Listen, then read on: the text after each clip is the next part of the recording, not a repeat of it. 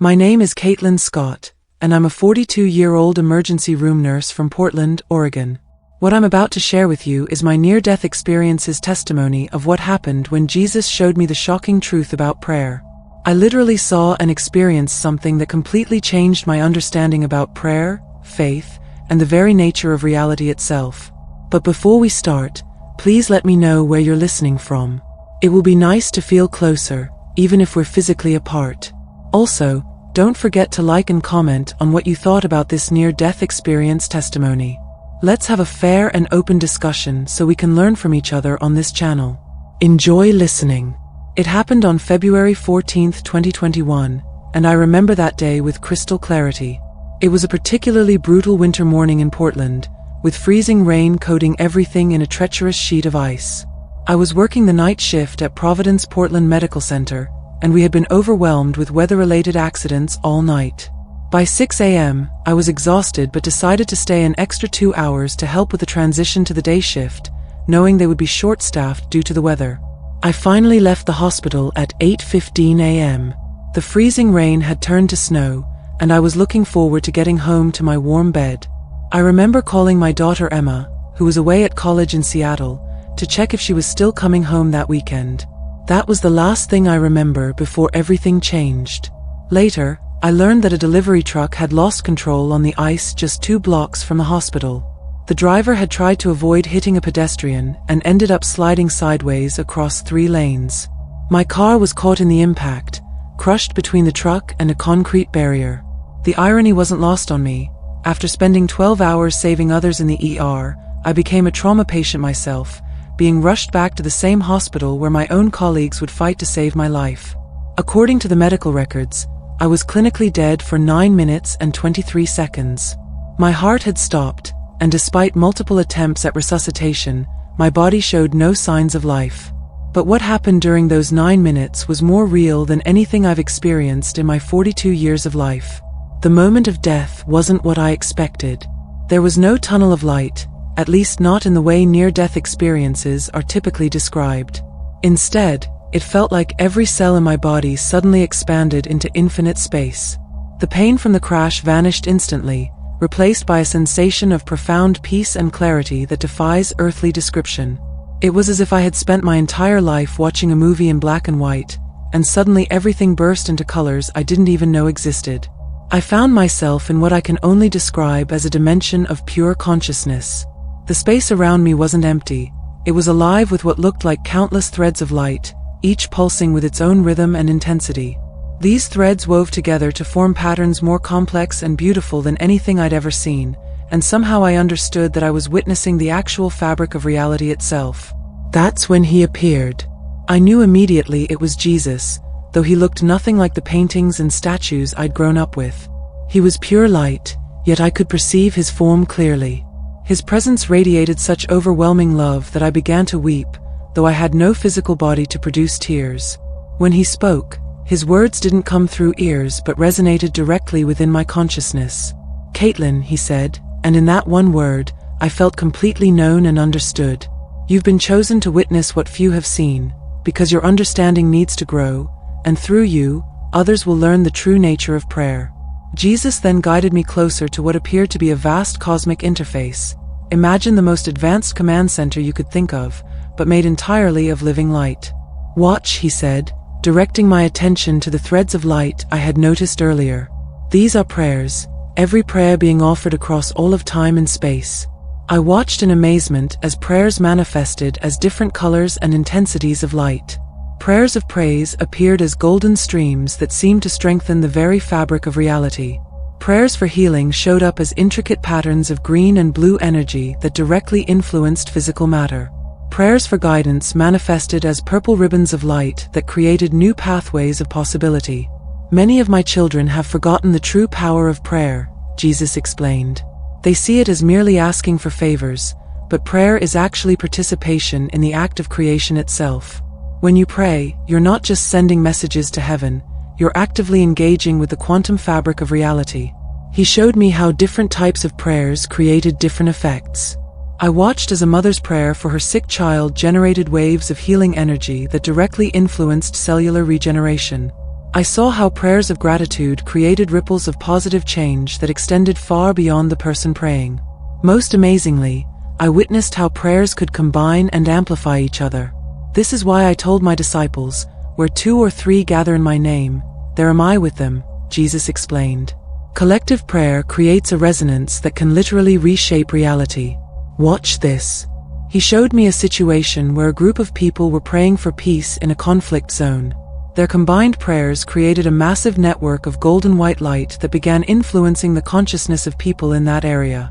I watched in awe as their prayers literally altered brain chemistry, reducing aggression and increasing empathy in key decision makers. But then Jesus showed me something that brought tears to my spirit: the prayers that were weak or ineffective. These appeared as dim, scattered lights that barely penetrated the spiritual atmosphere. Why are some prayers so weak? I asked. Look closer, he instructed. I saw that the weakest prayers came from several sources: prayers offered without real faith, prayers that were just empty repetitions of words, and prayers that were entirely self-focused without consideration for God's will or the greater good. The most powerful prayers, Jesus explained, share certain characteristics. They are offered with complete faith, aligned with my Father's will, and come from a place of genuine love and concern for others. These prayers become arrows of light that pierce through all barriers and create real change in the physical world. He then showed me something that left me in absolute awe, a kind of spiritual DNA structure made of light, which he explained was the pattern of all possible answers to any given prayer. Prayer doesn't change God's mind, he said, but it does change what's possible within the framework of free will and divine law. When you pray, you're not convincing God to act differently, you're participating in the process of creation itself. I watched as prayers actually altered these light structures, opening new possibilities and closing others. It was like watching a cosmic chess game where each prayer moved pieces in ways that affected countless other moves. Then Jesus showed me my own previous prayers. I saw how many times I had prayed without really believing, how often my prayers had been shallow or self-centered. But I also saw the times when my prayers had been pure and powerful, and how they had created real change in the world, even though I hadn't realized it at the time. Now, he said, let me show you something crucial. He directed my attention to what looked like a spiritual emergency room. Here, I saw how prayers during crisis situations were handled with particular urgency. I watched as prayers for people in accidents, health crises, and other emergency situations were processed and answered in real time. This is where you are right now, Jesus said, showing me my own body in the trauma room at Providence Portland Medical Center. I could see my colleagues working desperately to save my life. Dr. Thompson, who I'd worked with just hours before, was performing chest compressions. Lisa, my favorite charge nurse, was pushing medications through my 4. I could see the prayers of my family, friends, and even strangers creating a protective field of energy around me. Then Jesus showed me what he called the prayer repository, a vast library where every prayer ever offered was stored. But it wasn't just storage, it was a living database that continued to affect reality. I saw prayers from centuries ago still creating ripples of effect in the present day. Prayer, Jesus explained, exists outside of time as you know it. The prayers of those long dead can still influence the present, and the prayers offered today can reach backward and forward in time to create change. He showed me how the prayers of my grandmother, who had passed away when I was 12, had created protective pathways in my life that I had never recognized. But why show me all this? I asked. Why me? Jesus smiled, and in that smile, I felt infinite love and purpose. Because you understand both the physical and spiritual aspects of healing. As a nurse, you've seen both life and death, hope and despair. You've prayed for your patients, sometimes with faith, sometimes with doubt. You're perfectly positioned to help others understand the true nature and power of prayer. Then he showed me one final vision, a view of earth from a spiritual perspective. I saw how every sincere prayer created lines of light that formed a beautiful, intricate web around the planet. This web, I realized, was literally holding things together, preventing chaos and destruction in ways I had never imagined. Remember, Jesus said, prayer is not just communication with God. It is participation in the ongoing act of creation. Every sincere prayer adds to this web of light that protects and sustains your world. When you return, you will help others understand this truth. As he spoke these words, I felt a pull back toward my body. The sensation was like being drawn through layers of reality, each one denser than the last. Just before I returned completely, Jesus gave me one final message. Tell them that their prayers matter more than they know. Tell them that when they pray, they are not shouting into an empty void, but participating in the fundamental creative force of the universe. Tell them that prayer is not just asking for help, it is joining in the work of creation itself. With these words, I felt myself being drawn back to my physical body. The return to my body was jarring and painful. I gasped awake in the trauma room. My vital signs, which had been flat for over 9 minutes, suddenly stabilized in ways that defied medical explanation. The physical recovery was challenging. I had suffered multiple fractures, internal injuries, and a severe concussion. But even as I dealt with the pain and the long process of rehabilitation, I was filled with a sense of purpose and understanding that far outweighed my physical discomfort. Just as I was beginning to fully grasp the impact of my first near-death experience, Jesus granted me another profound encounter. It happened 3 months after my accident, and in those precious moments, I was once again lifted into that dimension of pure consciousness. This time, the transition felt familiar. When Jesus appeared, his presence was like greeting an old friend, yet his glory still moved me to tears of joy. "Welcome back, Caitlin," he said. "Let's see how your understanding has grown." He gestured to the space around us, and I gasped in wonder. I could now see something I hadn't noticed during my first visit. My own prayers were visible as distinct streams of light, different from how they had appeared before. "Your prayers have changed," Jesus said. "Watch." He showed me a replay of my prayers from before the accident. They were thin, uncertain streams of light, barely penetrating the spiritual atmosphere. Then he showed me my prayers after my first encounter with him. They had become focused beams of pure energy, creating powerful ripples in the fabric of reality. "Do you see the difference?" he asked. "Before, you prayed with hope. Now you pray with knowledge. Before, you asked for things to happen. Now you participate in making them happen." He then showed me something that brought tears of joy to my spirit: the prayer groups I had started at the hospital. I could see how our collective prayers created intricate patterns of light, weaving together to form powerful fields of healing energy that extended throughout the entire hospital. "Watch this," Jesus said, directing my attention to a specific instance. I saw myself praying with the family of a young car accident victim. Our combined prayers created a spectacular tapestry of light that enveloped the patient. I watched in amazement as this energy worked at the cellular level, accelerating healing in ways that had baffled our medical team.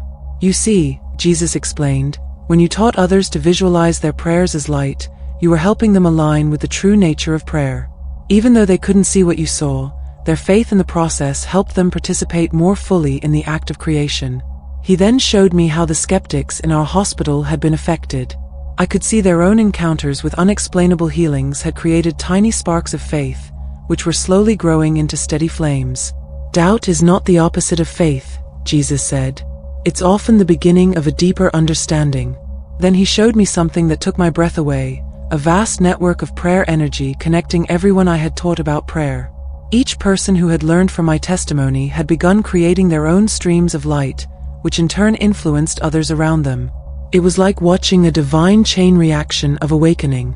"This is why I brought you back the first time," Jesus said. "Not just for your own understanding, but so you could help others understand. Every person you've taught to pray with new awareness has added to the web of light that sustains your world." He then revealed to me how the daily prayers in our hospital chapel had transformed the spiritual atmosphere of the entire building.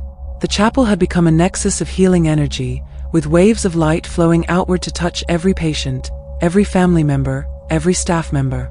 "But there's more for you to understand," Jesus said. He showed me how my transformed understanding of prayer had affected my own healing process. I could see how my conscious participation in prayer had accelerated my recovery in ways that exceeded medical expectations. "Prayer is not just about asking for healing," he explained. "It's about actively participating in the healing process.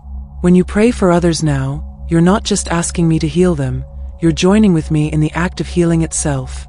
Then Jesus showed me something that filled me with awe: how the weekly prayer groups I had started were affecting the entire city of Portland. Each meeting sent out ripples of healing energy that extended far beyond the hospital walls, touching lives we would never know about in this earthly realm. Remember, Jesus said, prayer is not bound by time or space. The understanding you're sharing creates changes that reach both backward and forward in time, affecting not just the present moment but the entire tapestry of creation. As I felt myself being drawn back to my body once again, Jesus gave me one final message. Continue to teach others what you've learned. Show them that prayer is not just words spoken in hope, but energy directed with purpose. Help them understand that they are not powerless observers in the universe, but active participants in the ongoing act of creation. The return to consciousness was gentler this time. When I opened my eyes in the recovery room, I was filled with an even deeper sense of purpose.